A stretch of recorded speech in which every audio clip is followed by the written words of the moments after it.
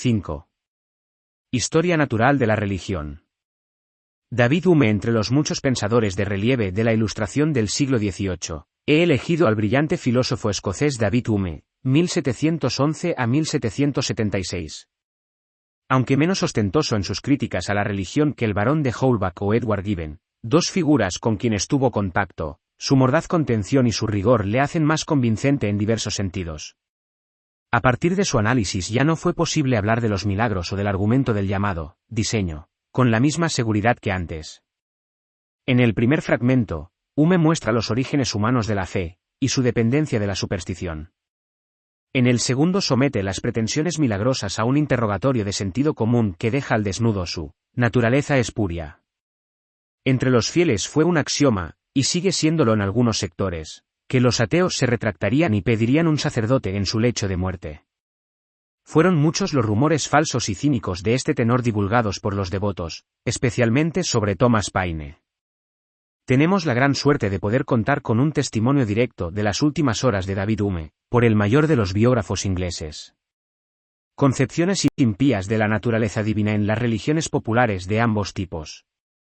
La religión primera de la humanidad surge principalmente de un miedo lleno de ansiedad por los acontecimientos futuros. Y es fácil imaginar el tipo de ideas que los hombres tendrán acerca de esos poderes invisibles y desconocidos, cuando se encuentran dominados por aprensiones tenebrosas de cualquier tipo. Tienen que producirse imágenes de venganza, severidad, crueldad y malicia y tiene que aumentar el espanto y el horror que oprimen al asombrado devoto.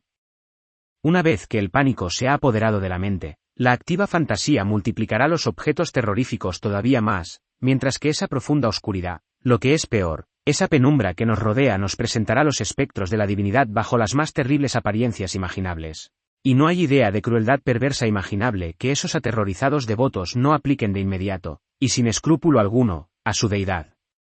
Este parece ser el estado natural de la religión cuando se considera bajo un punto de vista.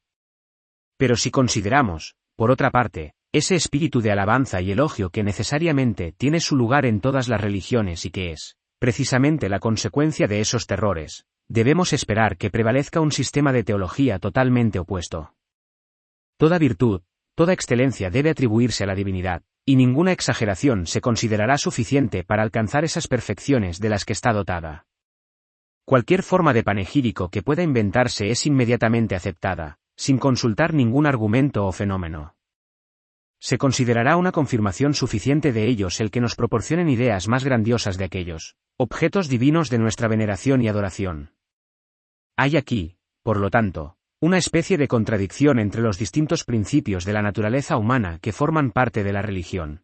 Nuestros terrores naturales nos presentan la noción de una deidad diabólica y maliciosa. Nuestra propensión a la adoración nos lleva a reconocer una deidad excelente y divina. Y la influencia de estos principios opuestos varía según la situación en que se encuentre el entendimiento humano.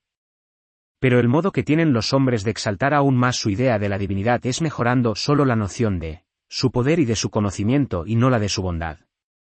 Por el contrario, sus terrores aumentan de forma natural en proporción a esa supuesta ampliación de su conocimiento y autoridad, pues creen que ninguna actuación secreta puede ocultarse a su escrutinio y que incluso los más profundos secretos de su corazón se encuentran manifiestos ante la divinidad. Deben, pues, tener mucho cuidado para no formar expresamente ningún sentimiento de censura o desaprobación. Todo debe ser aprobación, embeleso, éxtasis. Y aunque sus lóbregas aprensiones les llevan a atribuirle formas de conducta que en las criaturas humanas serían altamente censuradas, deben incluso fingir que elogian y admiran esas conductas cuando se producen en el ser al que dirigen su devoción. Por eso puede afirmarse con seguridad que las religiones populares son realmente, en la concepción que de ella tienen sus devotos más vulgares, una especie de demonismo. Y cuanto más se ensalza el poder y el conocimiento de la deidad, más disminuidas por supuesto se encuentran su bondad y su benevolencia, sean cuales sean los epítetos de alabanza que les dediquen sus asombrados adoradores. Entre los idólatras, las palabras pueden ser falsas y contradecir lo que secretamente se opina. Pero entre los fanáticos religiosos más exaltados, la propia opinión adquiere una especie de falsedad y contradice el sentimiento interior. El corazón detesta, en secreto, tales medidas de venganza cruel e implacable, pero el entendimiento no se atreve sino a considerarlas perfectas y merecedoras de adoración.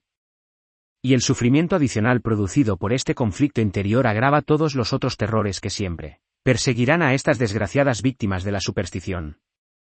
Luciano, 1. Observa que un joven que lea la historia de los dioses en Homero o en Hesíodo y se encuentre con que sus facciones, guerras, injusticias, incestos, adulterios y otras inmoralidades son tan altamente celebradas, se sorprenderá mucho después cuando abra sus ojos al mundo y observe los castigos que por ley se aplican a esas mismas acciones que le enseñaron a atribuir a seres superiores. La contradicción es quizá aún más fuerte entre las representaciones que nos ofrecen algunas religiones posteriores y nuestras ideas naturales de generosidad, indulgencia, imparcialidad y justicia, y las concepciones bárbaras de la divinidad proliferan entre nosotros en la misma proporción en que se multiplican los horrores de esas religiones. Nada puede hacer que se mantengan puros los auténticos principios de la moral a la hora de juzgar la conducta humana a no ser la absoluta necesidad que tenemos de esos principios para que exista la sociedad. Si el pensar común puede ser condescendiente con los príncipes y aceptar que su sistema ético sea algo diferente de las normas establecidas para regular la vida de los particulares, cuanto más no lo será con esos seres superiores cuyos atributos, puntos de vista y naturaleza nos son tan absolutamente desconocidos. Los dioses tienen sus propias leyes.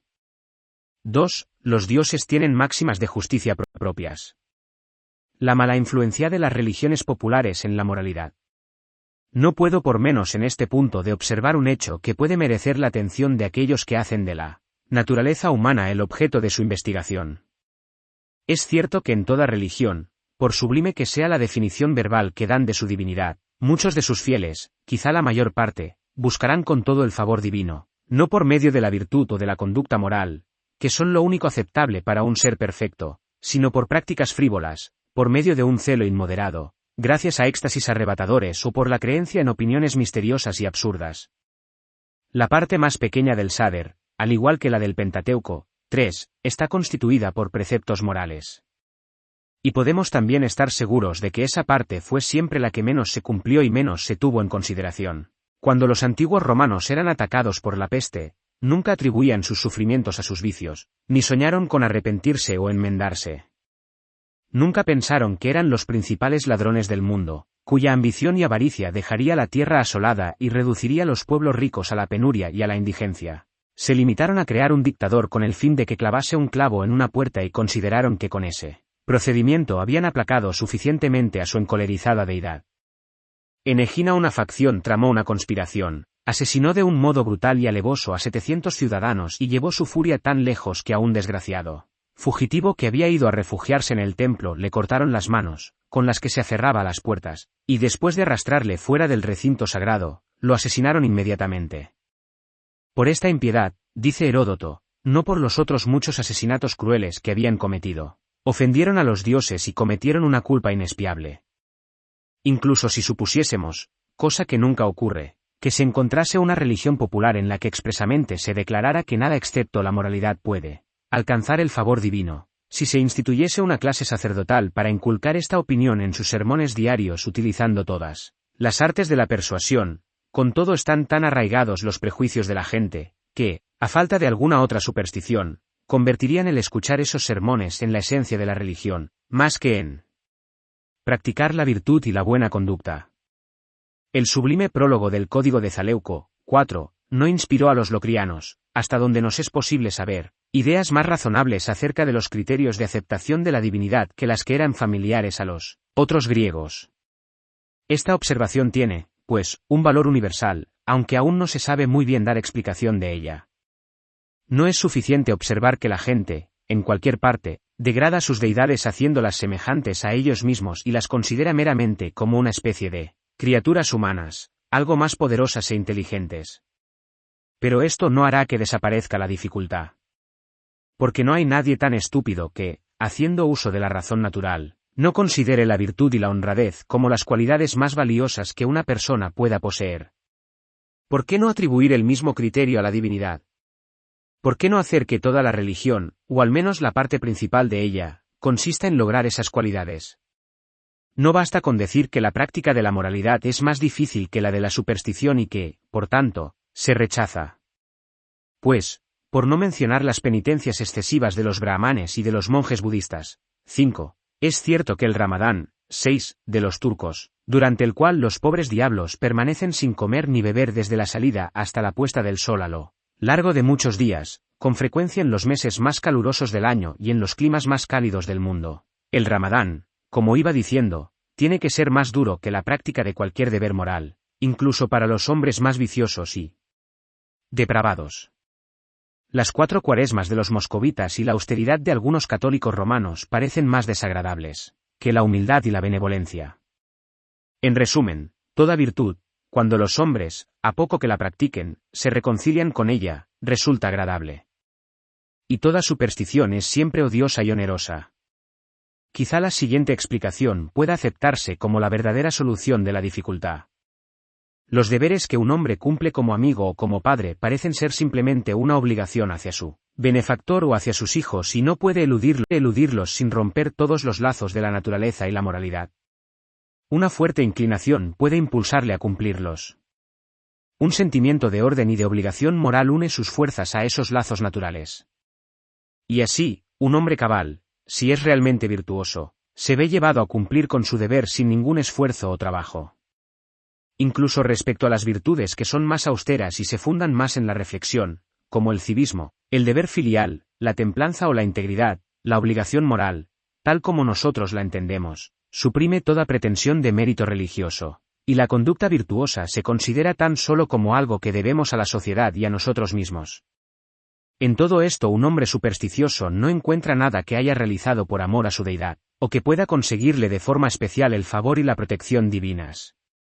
No considera que el método más apropiado para servir a la divinidad consiste en promover la felicidad de sus criaturas. Sigue buscando algún servicio aún más inmediato que prestar al Ser Supremo para disipar esos terrores que le atormentan. Y cualquier práctica que se le recomiende y que no tenga ninguna utilidad en la vida, o bien se oponga con la máxima fuerza a sus inclinaciones naturales, esa práctica la aceptará de la mejor gana en virtud de esas circunstancias que precisamente deberían llevarle a rechazarla. Su carácter parece más estrictamente religioso porque en su origen no hay ningún otro motivo o consideración. Y si por ella sacrifica una buena parte de su comodidad y tranquilidad, su pretensión de estar haciendo algo meritorio parece surgir en él en proporción al celo y la devoción que pone de manifiesto. Al devolver un préstamo o pagar una deuda, su divinidad no se siente en absoluto agradecida porque esos actos de justicia son algo que estaba obligado a realizar y que muchos habrían realizado aunque no existiese ningún Dios en el universo. Pero si hace un día de ayuno o se flagela a base de bien, eso está, en su opinión, en relación directa con el servicio de Dios. Ningún otro motivo podría obligarle a tales austeridades. Gracias a esas excepcionales muestras de devoción ha logrado el favor divino y puede esperar, como recompensa, protección y seguridad en este mundo y felicidad eterna en el otro. Todo esto explica que los mayores crímenes se hayan considerado en muchos casos compatibles con una piedad, devoción supersticiosas. Y eso justifica también lo poco seguro que es considerar como una prueba de la moral de un hombre el fervor, rigor que ponen las prácticas religiosas, aunque quien las realiza crea que son sinceras. Más aún, se ha observado que monstruosidades de la peor calaña han sido capaces de producir terrores supersticiosos y de incrementar la pasión religiosa. Bomilcar, que había tramado una conspiración para asesinar de una vez a la totalidad del Senado de Cartago y anular las libertades de su país, perdió la oportunidad por tener en cuenta de forma permanente los presagios y las profecías. 7. Quienes emprenden las empresas más criminales y más peligrosas son, por lo general, los más supersticiosos, como señala un antiguo historiador a propósito de lo anterior. Su devoción y su fe espiritual van creciendo a la vez que sus miedos. Catiline no se contentó con las deidades establecidas, ni con los ritos recibidos de la religión nacional. Sus terrores llenos de ansiedad le hicieron buscar nuevas invenciones de esta clase, que probablemente nunca se le hubieran pasado por la imaginación si hubiera seguido siendo un buen ciudadano, obediente a las leyes de su país. 8. A lo cual podemos añadir que, después de cometer delitos, surgen remordimientos y terrores secretos que no dan reposo a la mente, sino que la llevan a recurrir a ritos y ceremonias religiosas como expiación de las ofensas. Cualquier cosa que debilite o altere el estado de ánimo favorece los intereses de la superstición. Y nada es más nocivo para dichos intereses que una virtud recia y firme que nos proteja de los funestos accesos de melancolía o que nos enseñe a soportarlos. Cuando la mente se encuentra en un estado de paz luminosa, esos espectros de falsas divinidades nunca hacen su aparición. Por el contrario, cuando nos abandonamos a las naturales sugerencias indisciplinadas de nuestros tímidos y ansiosos corazones, se atribuye al Ser Supremo todo tipo de barbarie, hecho que tiene su origen en los terrores que nos agitan, y le atribuimos toda clase de capricho haciendo uso de los procedimientos de los que nos servimos para apaciguarle. Barbarie, capricho, podemos observar que estas cualidades, aunque con denominaciones distintas, constituyen de modo universal la característica dominante de la deidad en las religiones populares. Incluso los sacerdotes, en vez de corregir esas depravadas ideas de la humanidad, a menudo se han hallado dispuestos a fomentarlas y alentarlas. Cuanto más terriblemente se represente a la divinidad, más dócil y sumisamente se conducirán los hombres con sus ministros.